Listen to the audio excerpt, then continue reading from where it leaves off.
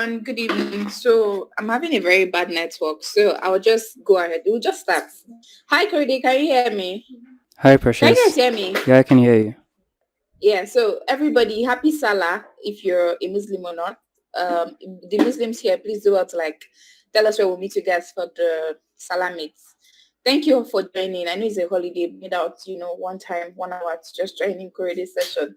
Korede here is our director here at Enyata, and he will be taking us through this amazing session. Actually, moved this session a couple of times, and we just have to do it today. All right, Korede, you can go ahead and start while I go back to just helping get more people from the community to join in. Hi, everyone. Good afternoon. Trust we're all doing great this afternoon.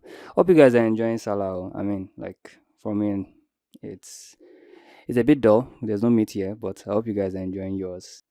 Yes, Korede. Yeah. All right, cool. Thank you so much for that reply. Um, Thank you guys for joining in. I know it's a holiday and it's like stealing your 1 hour time, but I appreciate you guys joining in. So I'll just dive in and then we can wrap it as quick as possible so that we can all get back to the holidays and enjoyments. So, hello and welcome to Motion Design. Um, Using motion design to animate with purpose. My name is Joshua Korede Ajibola, and I would be your facilitator for today. Now, honestly, I'm really excited to be doing this with you guys, and I sincerely hope that this session would, turn out to be very impactful and also a little bit of practical. Um, Also, I'd like to apologize for moving the date up.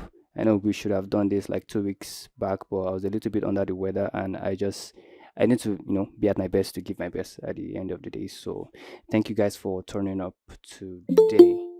Um, so let's just dive in. I'll be sharing my screen now. I can see your screen. All right. Thank you very much. Okay, so let's just dive right into it so that everyone can, as I said earlier, go back to the enjoyment for today. So a little bit of background story. My name is Korede, like I said earlier, creative director, growth enthusiast. I like specifying the growth enthusiast because that's what I really like doing, helping people grow and help brands, grow. So basically, creative director, anything related to media, audio visuals is my strong point. Design, cinematography, motion graphics, branding, photography, in that line, basically. So today it's all about how to use motion design to better animate with purpose. That's what we're going to be discussing today, and I would like to thank you guys for joining in. Like I said, so every single movement you make while animating should be intentional. Everything you bring to life should be intentional. Should There should be a reason behind it why you're making a motion out of something. Remember that motion is basically just an illusion of moving objects, just a series of frames of picture played in a sequence, to create that illusion of movement. It's just still pictures in motion to create that illusion of movement. That's basically what it's all about. So we're going to be going a little bit more deep into the training. So the workshop basically is just designed to teach you the fundamentals of design and motion, and then its purpose, and also to help you build a solid foundation as a motion designer. Now, I spoke to Precious earlier on, and I think I informed her that I would like to break this training into part one and part two, because part two is going to really be more of a whole lot of practicals and practicality to it, basically. But today, it's for enjoyment, so we're not going to bring so much of work today, but we are going to learn a lot, definitely. So once again, are we ready to do this? Let's dive into it. Um, so now we all know the best place to start is right from the beginning, like the top. The basic question we would definitely ask, or most people would definitely ask, is what exactly is motion design? But that's not really the basic question I'm going to be asking you guys today, or I'm going to be telling you guys about. So the basic question for me is, how did all this even start in the first place? Like, what is design? What is motion? Like, where did all this come from in the first place? So we're going to be going a little bit into the history of design. Trust me, it's not boring. Like, if you want to succeed as a motion designer, it's very, very, very vital that we understand the basics of how these things came to be before we can actually know how to use them and how to also work with them. So now we all know that there has to be a place where all this started from. So that's makes me go into the a little bit of the backstory of how design and visual communication is. Now we might not have to discuss every principles here, but I believe we need to understand a little bit of broad overview of the history of visual communication. So I would consider motion design as a form of visual communication. Definitely it exists so that we humans can communicate with one another. So let's go all the way back to the first form of visual communication, which is cave paintings, right? Now early humans had a need to communicate something. They discovered ways to represent this information in visual forms, whether it was a warning about a certain kind of predator, one maybe a lion or something that they've not seen before, or a new strategy for hunting. As humans, there was this way they just found a way to communicate to themselves by carving out, drawings, or so to say designs on caves, to better communicate what they've seen, and try to warn any other person that comes across that place that okay, this is what is around the environment, at the end of the day. So when early humans had a need to communicate something, they discovered ways to represent this information in visual forms, whether it was, these warnings of these so-called predators or things like that. And these informations are what we call pictographs. Like today, they're what we call pictographs basically. And they just refer to simple literal images, depicting information. That's basically what pictograph is. So as the human society began to evolve, and become more complex, there was a need to store more of this information in visual forms. Now, design wasn't really cutting it again. They needed something much more communicating, something that people can actually understand how it works, how it moves, how the timing and the pacing and all this thing was. So definitely graphic design, became more advanced to what we, have at this present stage in our life, 21st century. So, and for designs to evolve, we have to understand the building blocks of visual language and design principles, basically. So, these two things we are going to be talking about a little bit for us to, better understand how motion design comes to play into this um, sector and this industry, which are the, design principles and building blocks of visual language. So I'm just going to, like I said, I'm not really going to bore you with the whole history of it, but this is just like a little bit of background overview of what design is and how motion now came into the whole picture and how both of them fuse together to do something amazing. We're still going to be checking a little more of practical stuffs. I'm going to be showing you a little bit of the software and all. Um, so just hang in there with me and trust me, it's going to be an amazing session. So, like I said, for as design began to advance, there was a need for we to start understanding what design principles were and building blocks of visual language. Now, building blocks of visual language is basically these basic things that we build our designs on. Like combination of this 1, 2, 3, 4 elements are what our design is basically all about. I know you hear me talking about design, but we are doing a motion design class. But the truth about it, if you break motion design into two, it's basically motion and then design. So there is design in motion because, like I said earlier, it's just a series of an illusion of series of pictures. So there's design and then there's the illusion of movement in it. So to better understand it, it's just design in motion. That's animated design basically. So looking at the building blocks of visual language, we have basically like five, um, which are number one, we're going to be looking at line, just basic line, right? It doesn't look so much like anything. It's just like, I mean, we draw line every single day of our lives. Like it's practically nothing when we look at it, but it's actually a very, very big deal when it comes to motion design. Now, a line is a set, is a point set in motion, just as the definition says. It suggests movements, and our eyes follow along the path.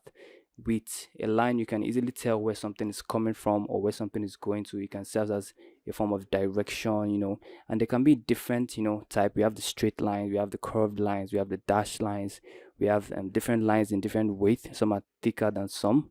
We have, different kind of lines, basically. And the way all these lines work together is how it helps our design, and on the long run how it helps us when we're doing motion. Now, like I said, we're going to bring a little bit of practical, so I'm going to really show you how these things work together in order for us to create something beautiful at the end of the day. Right now, it just looks like a very static line, like there's nothing interesting about it. But when you begin to use these things in motion, like I said, these are the building blocks of visual communication. When you start applying one or two, three, four lines together, you begin to create something very, very beautiful. Because we're looking at case studies of different brands and how they, do their motion design, telling a particular story. And by the time we get to that stage when we start, looking at those brands, you begin to really understand how they came about something. You might not know how to do it yet, but you begin to understand how they came about these things. And then when you see something like that on TV next time, you'll be able to break those motion graphics into bits by bits, and then you be able to beat your chest and say, oh, this should be the way they created this should be the way they created it. So that is the goal at the end of this course, to basically understand the whole motion graphic industry and how it works and everything.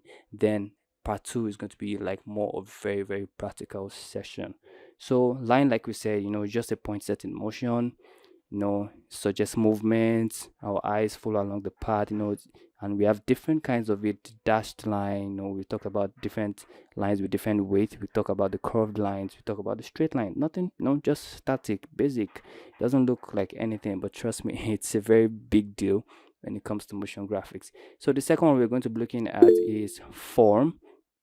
Now, lines create form. Now you can see how line is becoming something that we need to actually pay attention to now. Without lines, we can't create form, and form are shapes, right? So these are the way we actually identify objects, form, which are combination of lines. So if you look at this, diagrams or shapes you have in front of you, we have the square, we have the circle, we have triangle, we have different shapes here. They are actually all lines, like basically just all lines in different kind of form, curved, dashed, straight, in different shapes, in different sizes, in different forms. And because of the combination of these lines, we begin to see how they create shapes. And because of we can see these shapes, they begin to create like a form in our eyes. We can begin to identify things and say, oh, that's a triangle and that's a circle. But all this started basically with just one or two combination of lines. So you begin to already see that, oh, line is not just something just bare or just plain like that. It's actually something that, when you combine one or two, three of it, you can create something very interesting with it. And that's basically it for form. It creates form, shape, and that's how we recognize object, either from the physical world or forms of representing ideas and concepts. Let's move on to the third one. Like I said, this is just an overview, and we're still going to get into the main stuff, which is value. Now, value is simply the artistic term for light and dark. Now, in digital terms, when we're talking about value, we're talking about the brightness of something, the luminance or brightness of something. So if someone were to ask you, oh, what is the value of that color, they're basically trying to ask you, okay, what is the brightness, what is the opacity of it, how bright is it, how dark is it. That is how we use value in the digital form, especially when you're using your software to do motion and all like that. So it's basically simple. You can see the diagram. It goes from light to dark, from dark to light. So that's basically what value is about. So moving on, let's just go to the next one, which is texture, which is the fourth building block of visual language. Now, texture refers to the surface quality of objects. Basically, that's what it is. And when I mean surface quality of object, I mean how does something feel, how does it, what's the texture like, how does it appear to feel, to touch, to the feeling, like is it hot, is it cold, is it rough, is it smooth. That's what texture basically is all about. And like I said earlier, most of you who have done design courses, you already understand this concept, but these are also the concepts we use in motion design, because when you're animating things, you want people to understand what it feels like. For example, if you're animating something that has to do with fire, you have to create that kind of texture feel of fire, the kind of brightness. So you see the way all this thing begins to work. You start creating the kind of value you're going to use for your red, and your orange and your yellow, which you're going to use to depict maybe the colors of fire.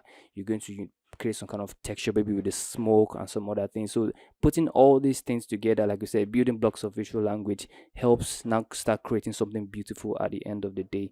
And the last one we're going to look at is color. Color is one of the, like, I mean, I don't think we can really do without color in this life. It helps us create this feel to everything we do, even both just in design. I mean, if you're designing for something that has to do with um coolness or calmness, you're looking at blue. If you're designing for something that has to do with warmth, you're looking at orange. So color actually plays a very, very big role when we are doing motion design. Based on what we are animating, we have to also look at what color choice we're going to use at the end of the day. So moving on to design principle, I made mention that as humans advance, we had the need to start understanding some basic things, which are the building blocks of visual language and design principles. And design principle, basically, these are the agreed upon truth. Now when I mean agreed upon truth, I mean these are truths that have been tested, facts that have been made and said that, okay, these things are actually casted in stone in a way. Like, if we follow this principle, if we follow this pattern, if we follow this guideline, we should be able to get this particular result every single time. So that is what design principles are. And when I really don't want to spend so much time on it. Like I said, this is just an overview before we get into the main thing, but I'm just going to run through it very, very quickly. So we have quite a number of them. We have about, I think, 9 of them or 10 of them. So we have the contrast, we have variety, we have repetition, we have balance, we have alignment, we have emphasis, we have proximity, proportion, unity, and rhythm. Now I'm going to run through them very fast so that we can get into what we're going to talk about for today, basically. So the first one is contrast. And contrast is basically just, the obvious difference, obvious visual difference between two elements. So contrast can be in terms of form, size, value, texture, or in color. So like I said, it is just the difference between two visual elements. If you look at the first diagram, we have contrast in form. We can see a straight line, right? And we can see a curved line. Now both of them are lines, but they have different forms. So that is the contrast. They are obvious in their form. You can tell that this is straight and this is curved or slanted also. Now the reason why I'm saying all this is because we are actually going to use all this when we are doing motion design at the end of the day. When we get to that part, let me not go ahead of myself. The second diagram, we have contrast and size. You can see we have circles, we have the big ones, we have the tiny ones. You can tell that they are both the same shape but different size, so you can easily spot them out that these two elements are different in size but actually the same shape. So you can also use that to play around when you're doing animations. Like I said, we're going to go into a little bit of practical so you actually see what I'm talking about. Now the third diagram, we have contrast and value, two separate different color, like totally separate. Like you can actually tell this is white and this is black, like it's very distinct. We have the first one, contrast in texture. We have the one that has textured feel, and we have the one who is kind of a little bit plain or has a little bit of different texture to it. But you can see that as you look through these diagrams, you can actually spot that there are differences between these different elements in each box. When you see the next one, contrast in color, we can see one is a bit yellow, the other one is a bit like lemon green and stuff like that. So you can actually see that there are differences in these colors. So that's just for contrast when we're talking about design principles. And here's another example to portray contrast when we're talking about. Yeah, this is another example when we're talking about contrast in size. Now, if you look at this diagram, we have this curved lines. You see the tiny ones around there. We have the thicker ones and we have the big ones. Now, these are all lines, curved lines, right?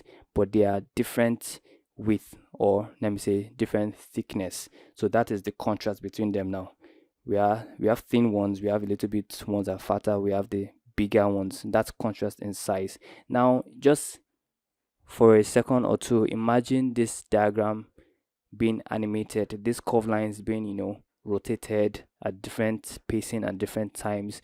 You can already see how beautiful this would look if you're trying to create a kind of motion graphics with this teardrop dropping in between it. Now, like I said, we are really going to actually do a little bit of practical so you actually see what I'm talking about. So this is actually contrast in this is actually contrast when we talk about design principles. So the second design principle is repetition. Now, repetition means repeating the same form to create a larger visual structure. It's the quickest and easiest way to create unity. Now, this is actually the same shape.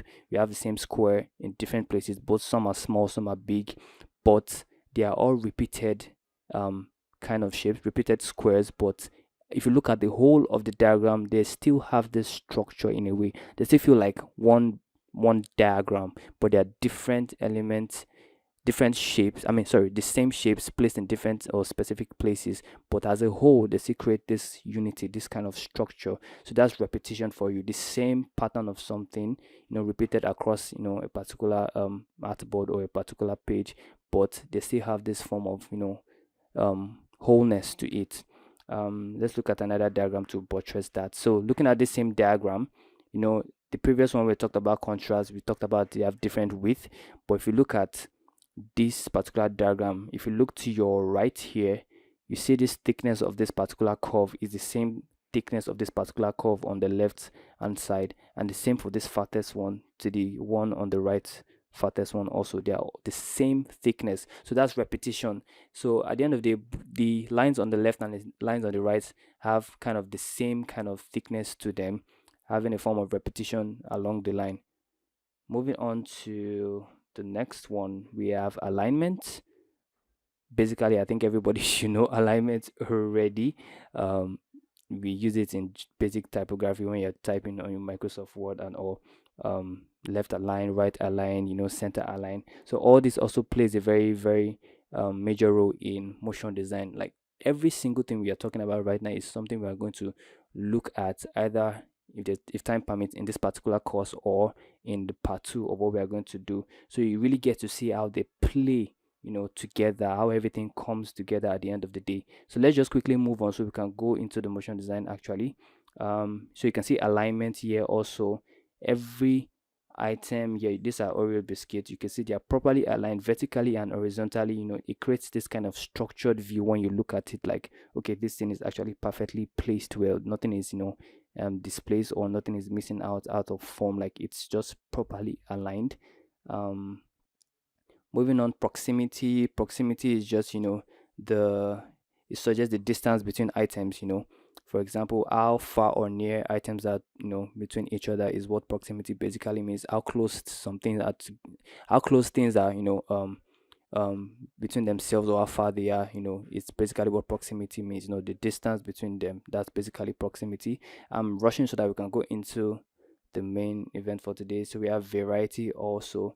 So variety is having different okay, let's just go with the normal definition. Variety is about adding contrast throughout a design, utilizing differences in scale, texture, form, color, and value. So it's about combining these different things on one particular artboard, whereby you can see that all elements are actually different from each other, but at the same time they still create this form of wholeness at the end of the day. So if you look at this particular diagram now, you see we have a very big circle with a brighter yellowish green. We have a darker one, we have a white, we have some with just outlines and no color.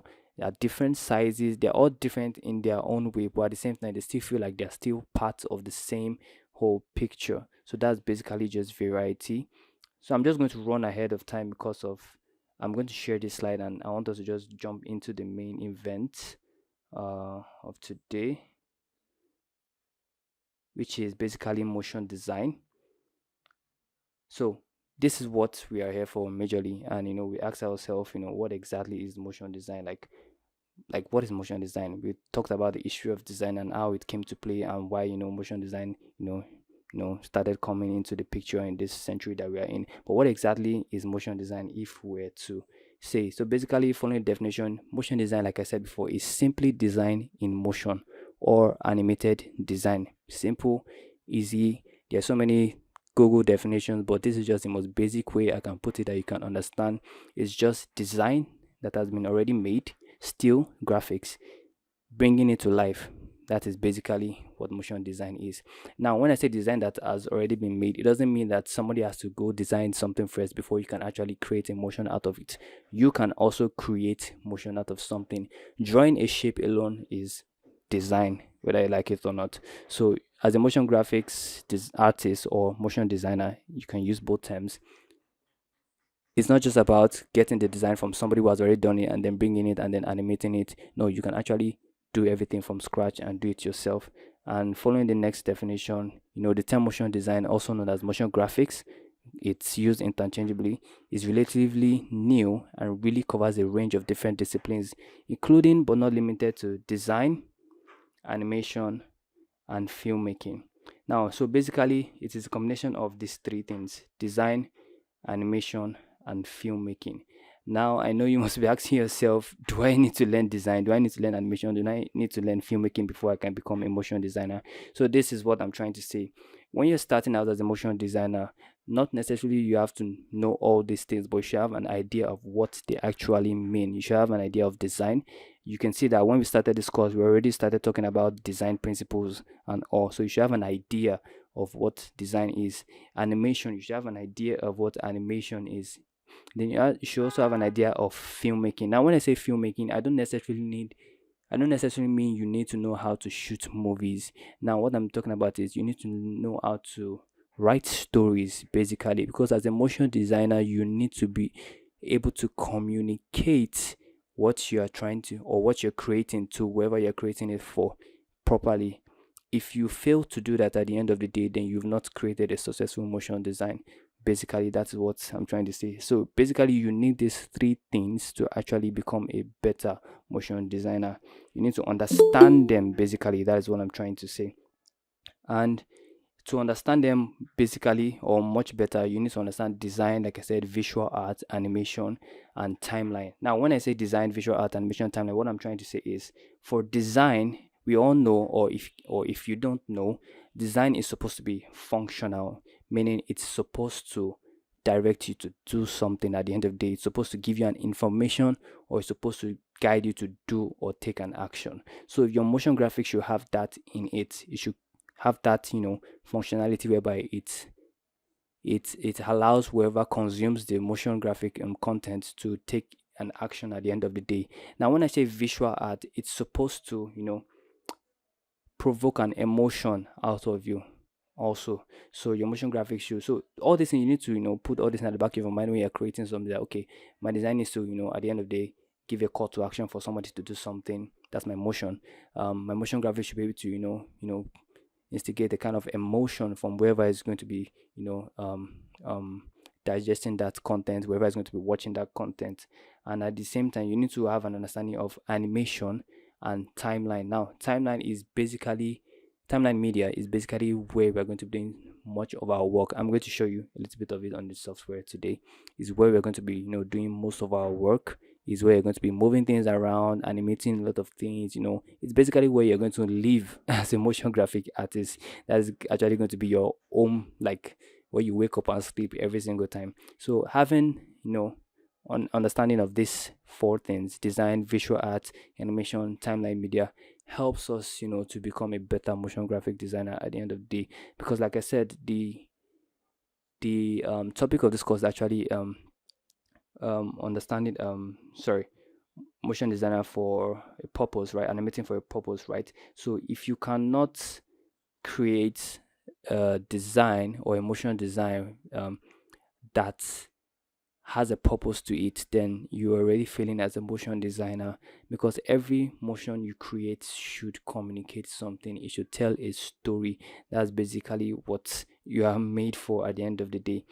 So moving on, you ask yourself exactly, okay, if I now have all this understanding and everything, okay, what exactly or where exactly am I going to even be working with all these skills? Like, where are my skill needed? Because we know about motion designer, but most time we don't really know where we are supposed to be working, like when we have the skills. So I'm just going to lay a little bit of places that I know are kind of like the hot cakes right now that you can work in as a motion designer.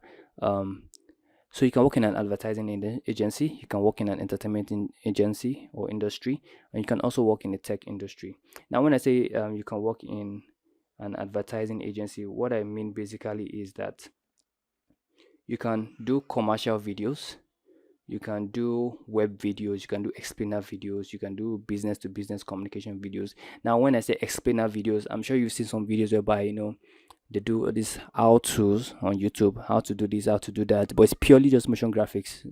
There's no human element in the video, just motion graphics, text based, maybe an application, how to download an application, or this 5 steps to whatever, get your BVN, all those animated text and visual elements coming together to tell the story of how you can do something better. So those are explainer videos, or maybe an animated character talking and explaining something, telling you how to do something. So those are animated videos. So in the advertising industry, you can basically do commercials like you can do motion graphics for, let's say, a product, maybe a product that just launched, maybe for Coca-Cola or something. You can do a motion graphics of it.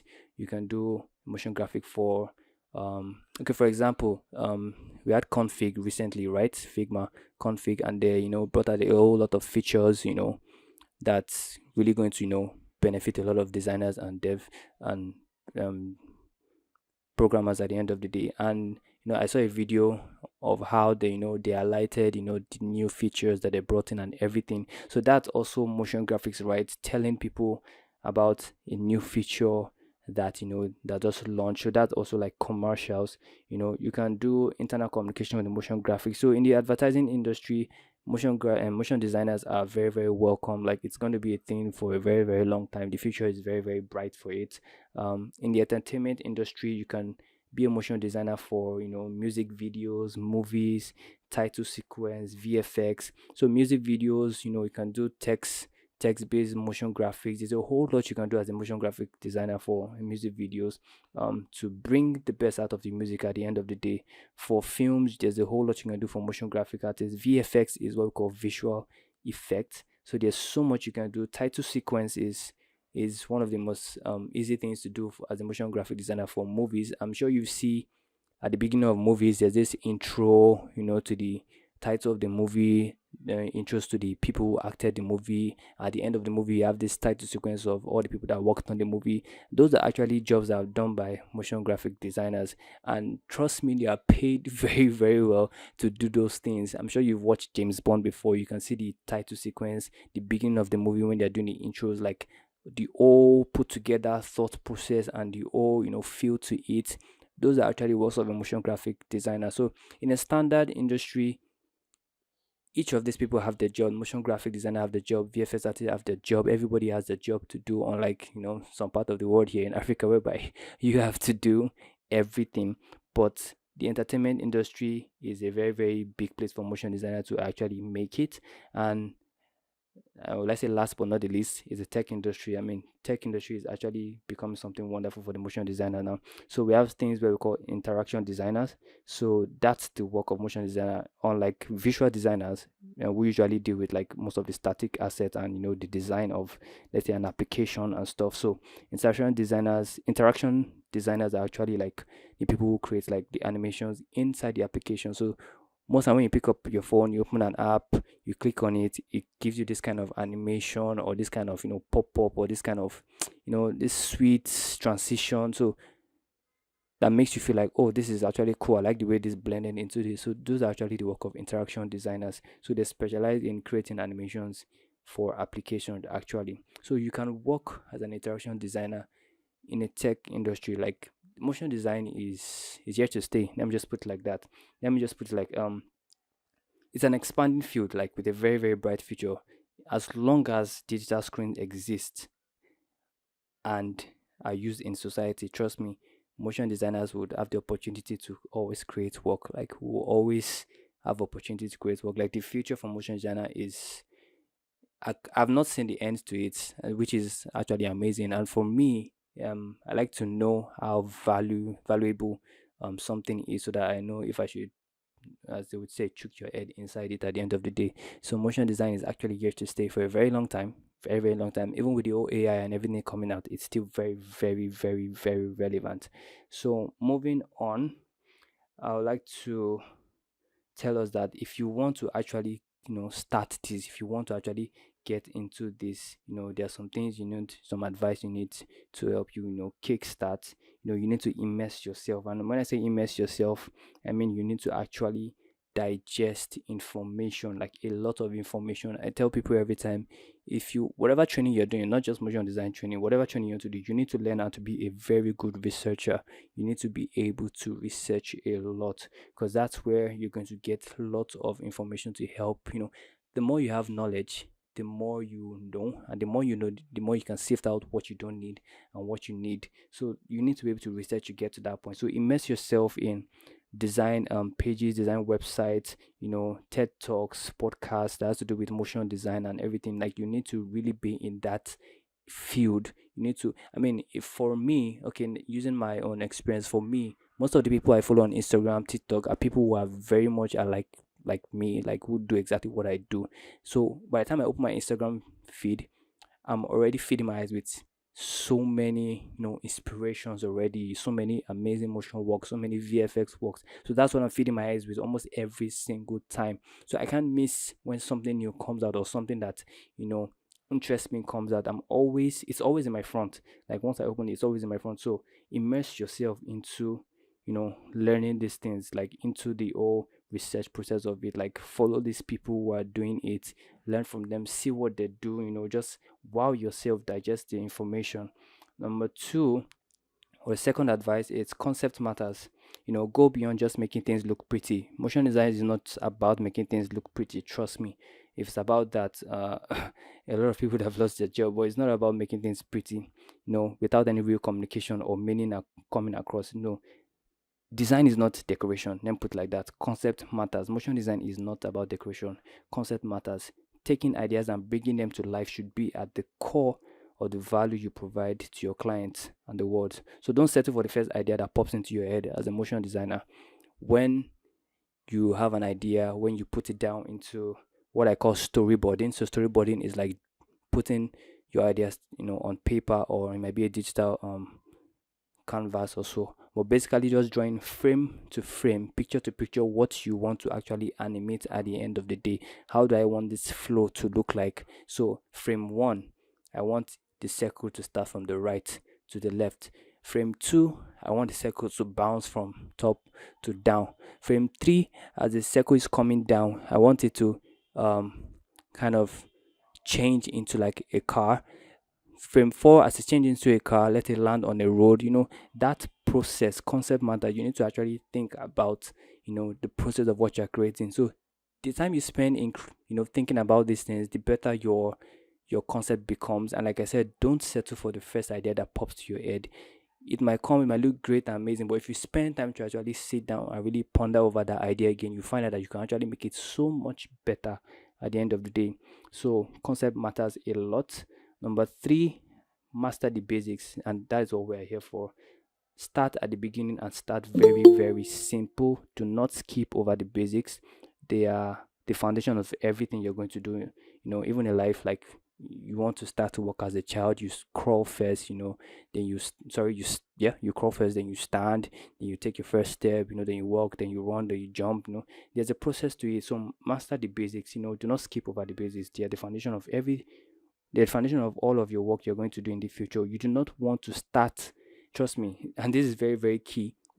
I've been there before. You do not want to start every project with a pit in your stomach, hoping that at the end of the day it comes out well. Now, what am I trying to say is that you don't want to start a project for a client, and then what's at the back of your mind is that, I hope this thing works out well at the end of the day. Like, that shows that you do not actually know what you're doing. Because if you know the basics very, very well, and then you draw out your concepts on paper, it is easier for you to just go into the software and start doing things. But if you open the software and then you're already thinking, this thing, will it make sense at the end of the day? That means you are just trying a lot of things and then hoping it works or comes out fine at the end of the day. And that's the issue. When you're having that kind of mentality, it might turn out to come out pretty, but then the communication is lost because you were just focused about making the thing just come out fine at the end of the day. So like I said, concept matters in the second advice I gave. So always, always, always, master the basics in whatever you're doing. So immerse yourself in it, get a lot of materials, feed your eyes visually. Concept matters, put your ideas into paper, put them into any digital platform, create a storyboard of it, create a flow for what you want to do at the end of the day, and then master the basics basically. So we're going a little bit into like the second part of the whole motion design class. So just sit down, sit back, relax, and enjoy the flow. So like I said, motion design is not editing. That's one thing I want you to know. So I'm going to use an illustration of a cake, right, to explain what I'm trying to say. Like I said, motion design is not video editing.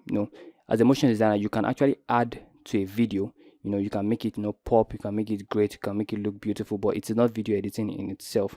You can take a video, enhance it, make it visually, attractive, to people who are going to watch it. But you are not actually editing the video itself. So illustration of a cake is what I'm going to use to, better explain this. Think of it like this. Think of a video asset as a cake.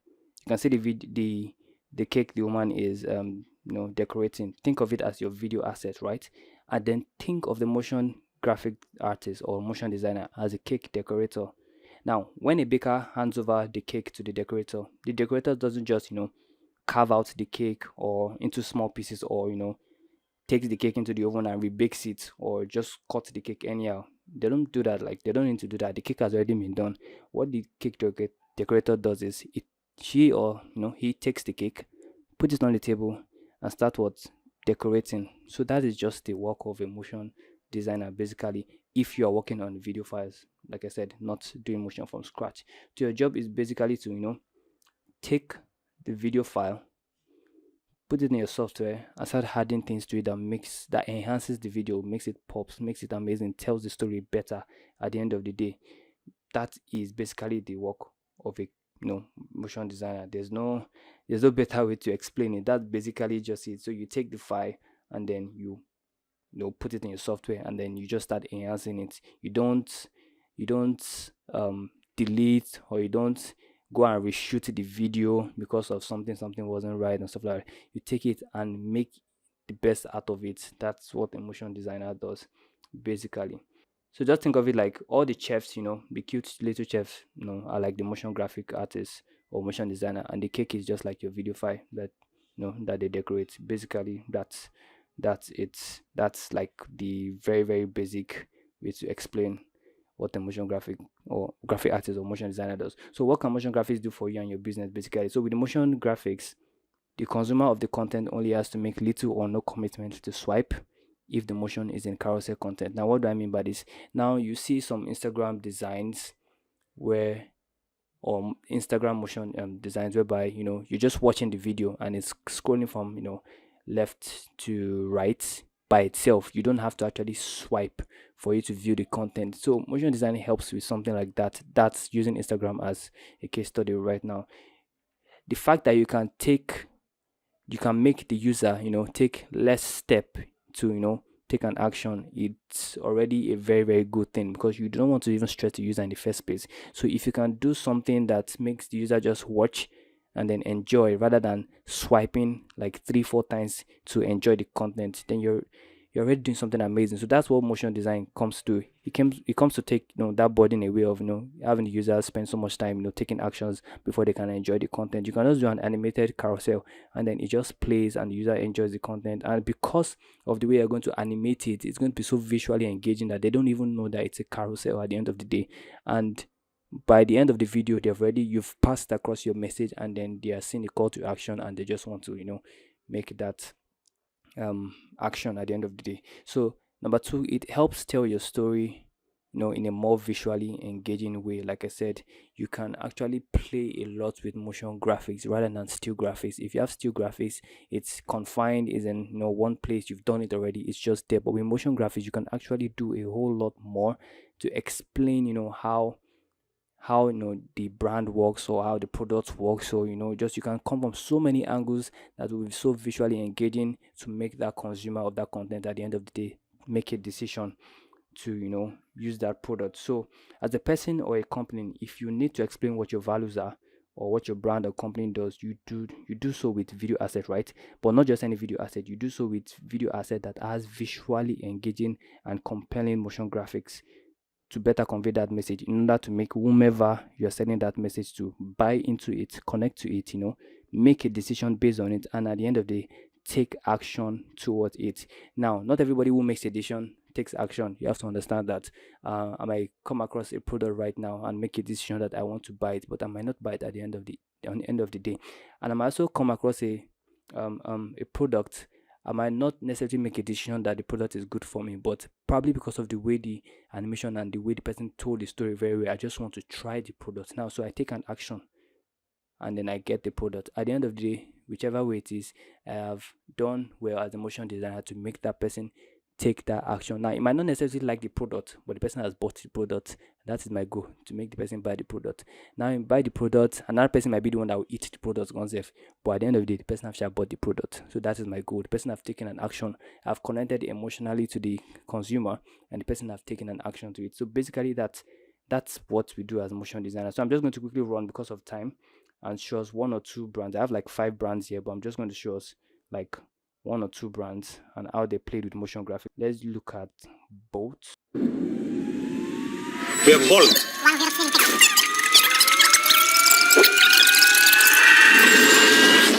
That was kind of fast, right? Well, that's how we like to. Bro, we have Bolt, one of Europe's leading tech companies, with almost 100 million customers and over 2,000 employees. Not a company at this scale moves at this speed. Here are some examples. It took us 5 years to reach 10 million customers. Now we're adding 10 million every 2 months. Instead of reducing headcount during lockdown, we added another 500 employees and launched scooters and food delivery in 74 cities in 12 months. Now, sorry, I'm going to stop there because time is already going. But if you look at that video, you begin to see how motion graphics has already enhanced that video so much. Now, do something. Try and play that video in your head. Take away the text that was coming. Take away the light. Take away the sound that was, coming on. That's the sound design, not the people talking now. And just play that video plain like that.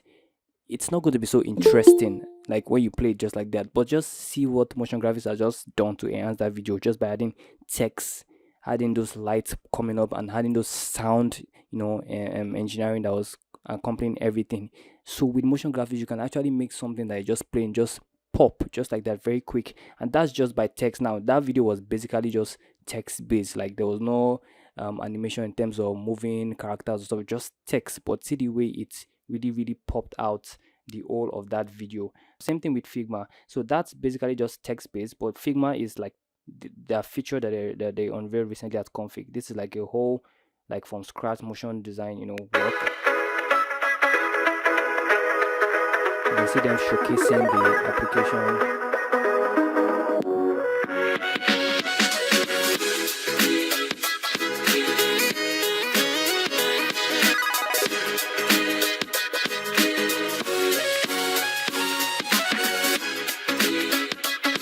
They're giving you like an in-depth of how the software actually works and the new feature works.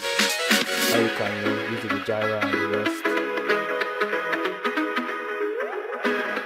So you can see in this particular video, they didn't even have to like use like voice overs or anything. Like it was just plain music and the text. But watching the video, you already understand, oh, these guys are talking about the feature and how you can actually use the feature. So that's what motion graphic does. If you can't really communicate what you're trying to say via the motion graphic, or if your user can understand it, then that means you've actually failed, doing your job as a motion designer, because I don't understand what you're trying to tell me, or I don't understand what you're, showing me, so I can't relate to it. But the moment you can actually pick it up and say, oh, okay, it's a new feature, oh, all right, you can do this with this, you can do that with that, then that means, okay, actually you're already, putting your shoes in that, category, in that particular position, whereby you understand that, okay, this actually is a software or a feature that rolled out, and then I can use it for this and I can use it for that. So that's the work of a motion designer. Like, it's as simple as that. I'm just going to share one last thing with you so that we can wrap it up. Okay, so can you see my screen currently? this interface? Yes. Yes. All right, thank you. So as a motion graphic artist, you're going to be working with different kind of tools. You're going to be working with 3D tools, um, tools for structural tools. You're going to work with 2D tools, so many different kind of tools. It depends on what you're trying to create. Specifically like using After Effects and Cinema 4D. Now I said I'm just going to show you something very little, but I'm going to do a part 2 whereby we're actually really going to go really in depth into doing most of these things I showed you, most of these videos I showed you. You're going to actually recreate them, and you see how it can be, I don't want to use the word too easy, but you begin to understand how they really broke the motion down little by little, and then you understand how it actually works. Every single thing we talked about, line, forms, everything were actually used in those videos to create those videos. If you watch them again, I'll share the videos, I'll share my slides. You begin to really look at things piece by piece, 10 seconds by 10 seconds, and you begin to understand how everything plays at the end of the day. So this is just, I'm not going to run through the software today, but I'm just going to give like an overview. So this is one of the software I use. This is After Effects. I use for most of my motion design work, and this is the way the interface looks. So here right now with this white canvas is where you're going to be viewing all the things you're doing. Remember when I said something about timeline media? So this is your timeline media here, this particular place here that I'm moving. So this is where you're going to be doing a whole lot of your work. Like this is where you're going to be animating almost everything that you're going to. This is where you're going to be living basically, and this is where you'll be seeing what you're animating basically.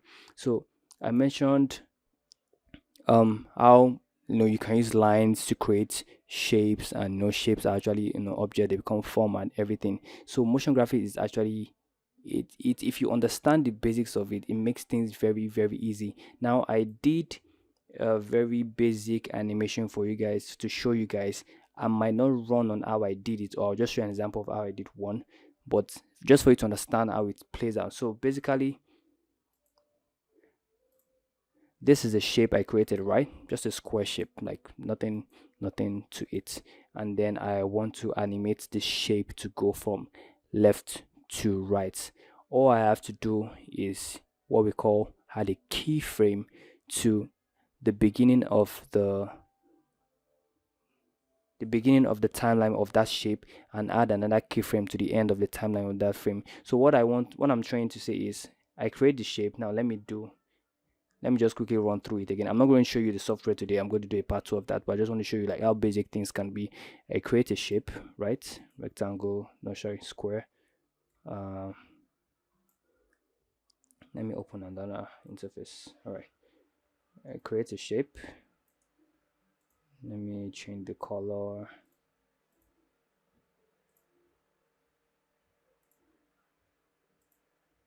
Let me just make it black, right?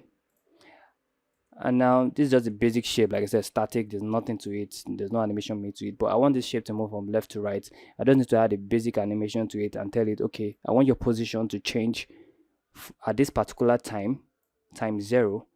Let me go to position. Don't worry, I'll explain this on the part 2. I just wanted to show you guys like a basic flow of it.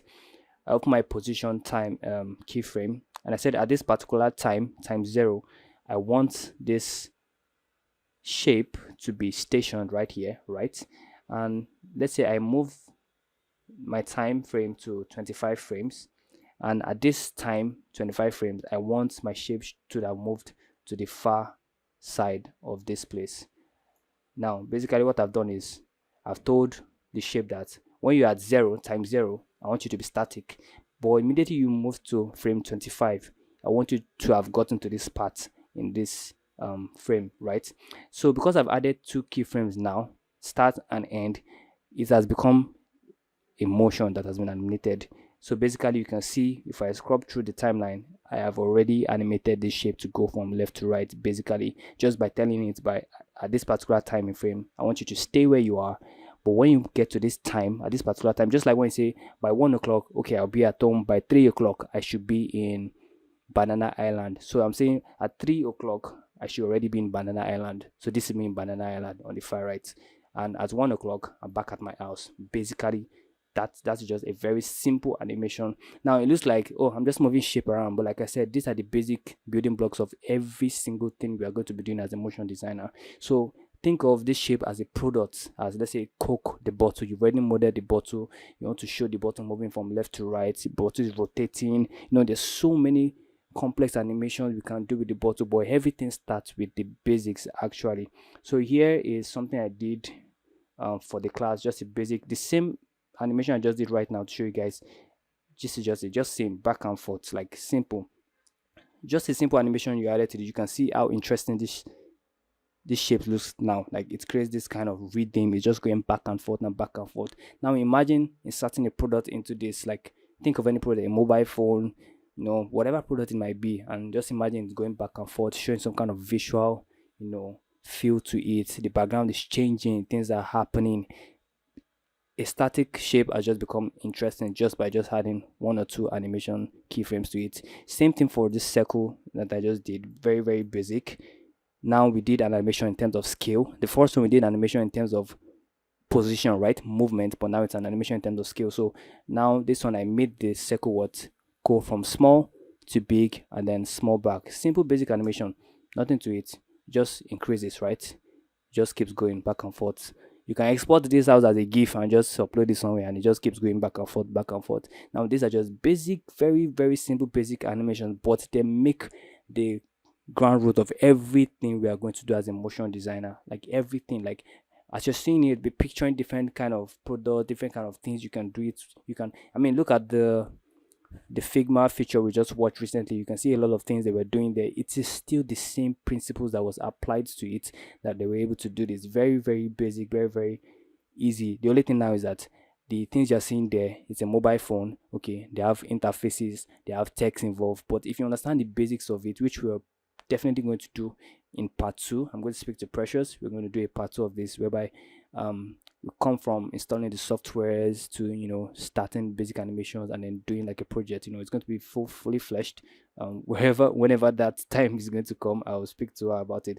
But you can see that it's not so difficult if you understand the basics, and if you start having the basics in mind and then thinking about the complex thing you've seen so far on TV, you begin to understand that, oh, this is the same guideline they follow, this is the same guideline they follow. So same thing with this shape, also this line, it's the same thing, just stretches in, stretches in and stretches out, stretches in and stretches out. And if you see the next example I did, the same line but I added different line, the same line but I made them in different time intervals, so it creates this kind of interest and reading to it. Now if you look at it, the same line but it's going back and forth, right, back and forth at different time. I'll offset the time intervals a little bit. The same line goes back and forth, back and forth. You can, if you were to turn this like 90 degree, it's going to look like almost like a audio wave kind of. So you can see that it's purely just very basic, like it's easy, but think of the possibilities of so many things you can do by the time you start adding some little bit complex things to it. I don't like to call them complex things, because at the end of the day, if you understand the basics,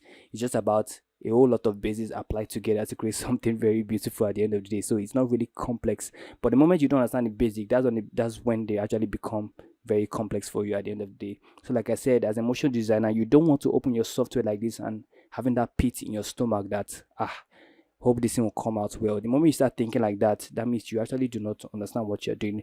But if you do your storyboarding very well and you have everything right on ground, then it's very easy for you to just plug in and start following your storyboarding. Then if there's anything that you need to tweak along the way, you just know you're doing minor adjustments. So for me personally, this is what I do. A project comes to me, I analyze the project, I give a timeline of how long it will take, 2, 3, 4 weeks. It depends on the length of the project and the complexity of it. And then I do my storyboarding. I send my storyboarding out for vetting. Once it's approved by the client, or if there's minor adjustment, I adjust the storyboarding, send it back out. Once it's approved, before I even open my software, the storyboard has to be approved. So by the time I'm coming to the software, I just plug and I play. So I do like a basic sketch of the storyboarding. Then once that is approved, I do a little bit advanced storyboarding, maybe add more colors and everything to create more feel to it, send it back. And once that is approved, I just jump in and I start animating at the end of the day. So there's no issue of I didn't want this, I didn't want that, because you already approved the storyboard. So it's just like when you're designing in Figma and you're sending it to developer, everything will be done in design first. Once it's approved, they send it to developer. If there's anything that needs to change, it will be changed in the design before it's sent back again to developer. So that's just basically it at the end of the day. I'm going to wrap this session up, and I really, really hope that it was impactful for you guys. Thank you guys so much. Is Precious still here? Do you have any questions for me, please?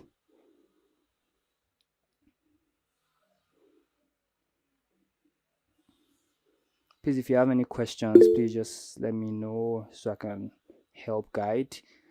You can also reach out to me. Definitely, I'm very, very open to help people grow. Okay.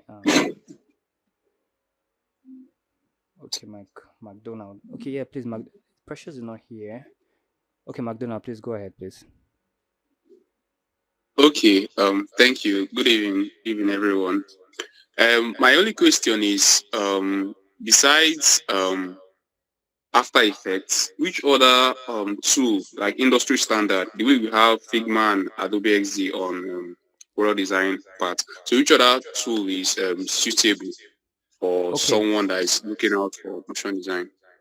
Oh, okay. Thank you. Thank you very much for that. That's actually a very good question. So, like I said, personally, I like using After Effects and I like using Cinema 4D, but there are also so many tools out there. We have Maya, we have Blender, we have Cinema 4D, we have Adobe ZBrush, but that's basically for modeling. So there are a lot. I'm going to do a compilation on my slide, and do like a resource at the last page so that you guys can actually have a lot of all these things at your fingertip whenever you need it. So we have Blender, we have Maya is kind of like the big guy in the industry, that they use in Hollywood and everything for animations and cartoons and everything. Like, it's considered like the boss of them all. We have Cinema 4D, which is like the second, but we have Blender, which is also coming up. So Blender is kind of like open source kind of software, so it's actually coming up very, very fast. It's kind of like competing with Cinema 4D, who have actually been in the space also. Let me just show you a little bit of the interface of Cinema 4D. So this Cinema 4D R25, I think there's a recent update. I think R26 or 78, I'm not sure, but this is not like the newest version. There's like two versions that where they say Cinema 4D, but it's actually like 3D, not 4D. But this is like another interface for motion designers. So this is a whole other step for motion design. So basically, you can actually sync Cinema 4D with After Effects. So the way it works, well, not exactly like a principle, but the way most people do it is they kind of do, if they're doing like 3D, heavy 3D motion graphics, you use Cinema 4D, you do your 3D motion, and then you link it to After Effects and you do your final compositing. So compositing is like your final touches to it, your lighting and everything, how you want the whole field to look like. But Cinema 4D, you actually create the 3D model, you do every like heavy lifting you want to do, and then you just send it to After Effects to do the final touches. That's if you're doing like heavy product kind of motion design. But major of the design we see or motion we see actually done with After Effects also. They can create a model in Cinema 4D and then bring it in After Effects. For example, this is a model of Coke bottle. Let me try and render this. So this model is online. I didn't create it. You can get models online. Some are paid, some are free. You can create your own from scratch. So this is just a plain model of a bottle. You can see it's just plain. There's nothing interesting about it. But by the time I start adding, let me see. Let me add a floor to it. Let me just draw this up a bit.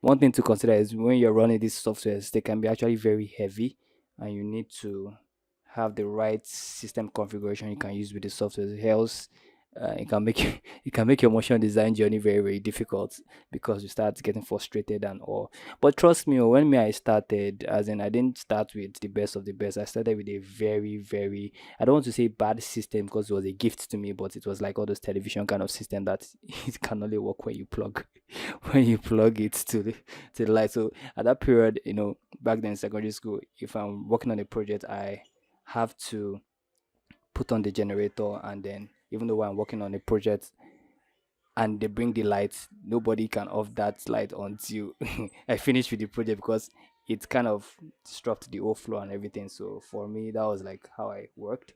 That's because I had like passion to for it and everything. But it can actually be a pain if you don't have the right tools. And actually, it's easier now to get like the right tool, to work with. So if you're going to working with 3D models and stuff, it's best to just get the right system that can actually do the work without having to stress your life every single time. So you can see I'm adding a floor to the bottom now. Let me render it. You see that there's now a ground. Nothing still interesting. But by the time I had a light to it, let me just add a generic light to it. Let's move the light a bit to the side here and render it. You can see it starts creating, start looking more interesting. Not looking interesting yet. The light doesn't have shadow, so let me add the shadow to it. Shadow soft. So this is just very basic, nothing. You can see now that it's becoming a little bit more interesting now. Like, okay, we can see shadow of the bottle, you can see a light coming from a particular angle. So you can also animate this just as After Effects. If you check down here, you see this is also a timeline. So like the timeline is like where you live, mostly like where you do almost everything. Yeah, you do your keyframes and everything, just like After Effects. So for every motion design tool, or animation tool, there's always like a timeline, because that's where you're actually really going to do a lot of work at the end of the day. So if you look at this now, we've added a flow, we've added a light. It looks a little bit more interesting. You can do so many more things, to it to make it look interesting. You can animate the bot to rotate, and do a lot of things, and then, bring it to After Effects and do your finishing work. Just go online. Most of those ads you've seen, Chicken Republic, Coca-Cola, now start imagining, you start picturing how they actually did all those things. It's basically the same way they did them at the end of the day. So I hope that answers your question rather. So Cinema 4D, Maya, Blender, even Canva has like a motion kind of, you know, interface to it that you can do, kind of little bit of animation and stuff. But like the industry standard currently, we have After Effects, we have Cinema 4D, we have Maya, we have Blender, and some other ones too that are out there that most people don't know about. One other, well, I'll just leave this one for part two when we have a part two. But one other thing that I like to teach recently with my courses is how to also involve, AI into what you're doing, because that's where the world is going to right now. And a job where you can do for like 2 weeks before you can actually do in like, let's say, 5 days with AI, if you know the right tool to use. So you have to know how to incorporate AI with whatever you're doing right now, so that you can still remain relevant. It cannot take your job. That's the thing. But whoever knows how to use AI will be the one to take your job at the end of the day. So please, just, yeah, I think that's basically it. Does anybody have another question? Okay, if you want to connect with me, you can chat me up on Twitter at Oluwakorede. So that's, let me drop it on the chat. I'm not very big like that on Twitter. I like hiding. There's people say I hide a lot. But Instagram also, you find me with the same username, Oluwakorede. Yeah, that's, the slides will be given to you when I give it to Precious after the training. I'll definitely drop for Precious. You will give it to you guys.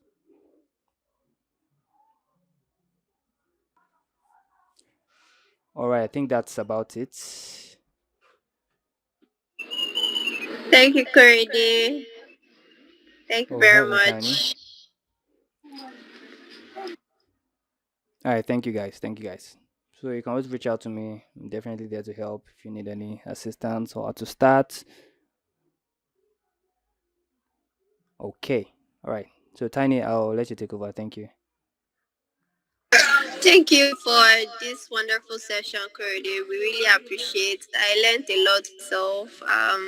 I'm sure every other person who was able to join in grabs one or two things.